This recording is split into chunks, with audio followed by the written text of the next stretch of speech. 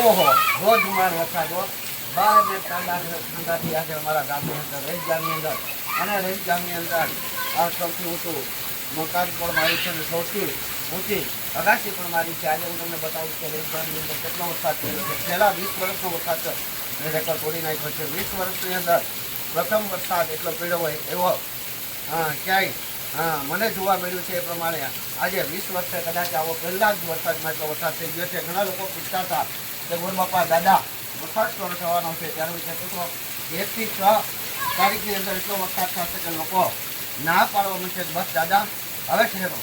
એટલે અત્યારે એટલો બધો વરસાદ થઈ ગયો છે અને અમારા ગામના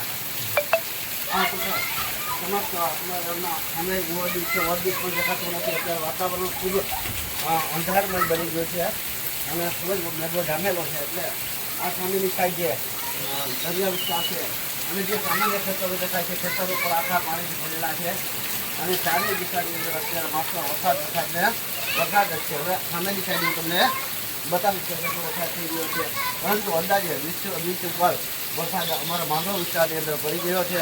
તમારા જે શહેર છે કે ગામ છે એમની અંદર કેટલો વરસાદ છે પણ કોમેન્ટની અંદર જણાવજો.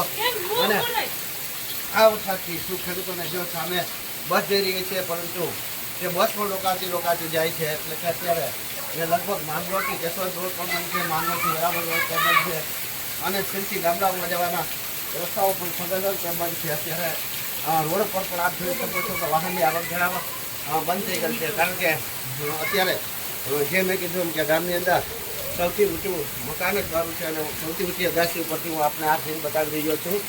સામેની સાઈડ આખું દરિયાઈ વાતાવરણ અને તે પણ આખું ભરાઈ ગયેલું દેખાય છે. આખા ખેતરો બાજુમાં ખેતરો આખો ભરાઈ ગયેલો છે અને આજુબાજુનો વિસ્તાર પણ તમે જોઈ શકો છો. એ વિસ્તારની અંદર તો ખૂબ જ પાણી પડી ગયું છે અને મારી અગાસી અંદર પણ અત્યારે તાજું પાણી ભાઈ એવું દેખાઈ રહ્યું છે. આ પાણી આ જે સામે દેખાય છે તે બધું પાણી જ છે. આખું ખેતરો પાણીથી લબાજબ ભરેલા છે. અત્યારે આ ખેતરોની અંદર પણ પાણી દેખાય છે. એટલે આ વરસાદ આટલો બધો પડવો એ કદાચ લાભદાયક પણ હોઈ શકે અને આ વરસાદથી કરી અને ખેડૂતોને કેટલો ફાયદો થશે એ અવશ્ય કોમેન્ટની અંદર જણાવજો. સર્વને આ વરસાદની આનંદ માણો તેવી શુભકામના સાથે સર્વને જય માતાજી, જય શ્રી કૃષ્ણ.